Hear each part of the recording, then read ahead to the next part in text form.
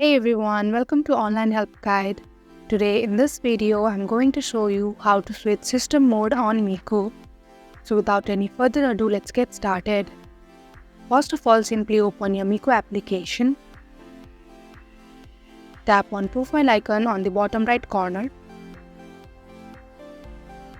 Tap on settings icon on the top right corner.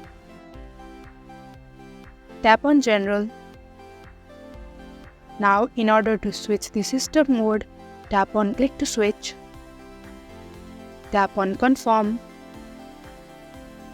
And that is how you can easily switch system mode on Mico. Thank you for watching Online Help Guide. Hope this video was helpful. If it was, hit the like button and comment below your questions and feedback. Also, if you are new to our channel, subscribe and hit the bell icon so that you do not miss our upcoming videos.